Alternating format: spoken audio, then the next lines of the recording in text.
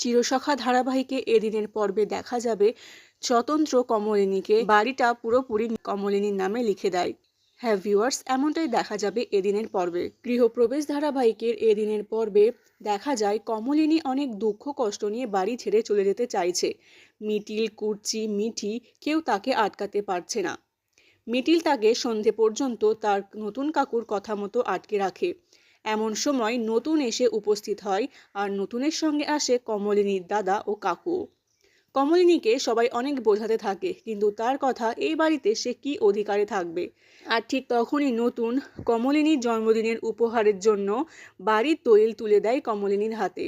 নতুন তাকে জানায় একসময় এই বাড়ি কমলিনী এবং তার মাসিমাকে লিখে দিয়েছিল, কিন্তু এবার থেকে এ বাড়ির সম্পূর্ণ মালিকানা কমলিনীর, যাতে ভবিষ্যতে কমলিনীর থেকে কেউ জোর করে দখল নিতে না পারে বা বাড়ি থেকে তাকে বের করে না দিতে পারে। সেজন্যই এই পদক্ষেপ নিয়েছে নতুন। কিন্তু চন্দ্র তখন হঠাৎই বলে ওঠে তার অবর্তমানে এই বাড়ি মা এবং তার স্ত্রীর নামে করেছিল, কিন্তু এখন যখন সে বর্তমান আছে তাহলে বাড়িটা তার নামেই করে দেওয়া উচিত ছিল নতুনের। নতুন তো তখন রেগে যায় আর বলে জীবনের সবচেয়ে ভুল কাজ করেছে নতুন চন্দ্রর সঙ্গে বন্ধুত্ব করে। আর নতুন এটাও বলে জীবনের শ্রেষ্ঠ যদি তিনি কোনো কাজ করে থাকেন সেটা হলো তার এই কাজটা, কমলিনীর সঙ্গে বন্ধুত্ব করাটা।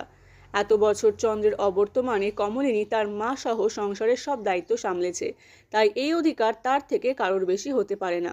নতুন কমলিনীকে শ্রেষ্ঠ বন্ধুর উপমা বললে চন্দ্র তাদের বন্ধুত্ব নিয়ে খারাপ ইঙ্গিত করতে থাকে।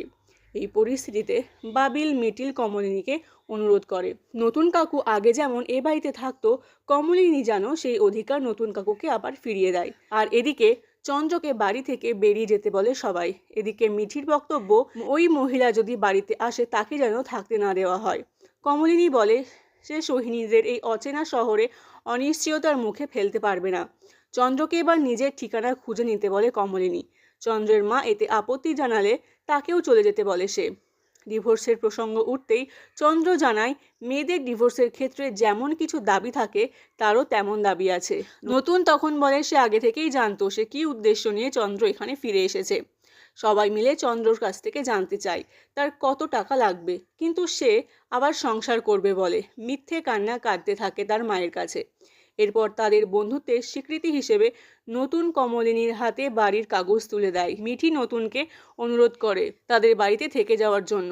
বর্ষা এতে আপত্তি জানায়। কমলিনী পরিষ্কার বলে দেয় কারোর যদি কোনো অসুবিধা থাকে নতুনের এ বাড়িতে থাকা নিয়ে তাহলে সে বাড়ি থেকে বেরিয়ে যেতে পারে। আর এও বলে নতুনের সঙ্গে কমলিনী এক বাড়িতে একসাথে থাকবে। এটা শুনে তো সবাই অবাক হয়ে যায়, আর পর্বটি এখানেই শেষ হয়ে যায়। তো ভিউয়ার্স, আপনাদের চিরসখা ধারাবাহিকটি কেমন লাগছে তা অবশ্যই কমেন্ট করে জানাতে ভুলবেন না।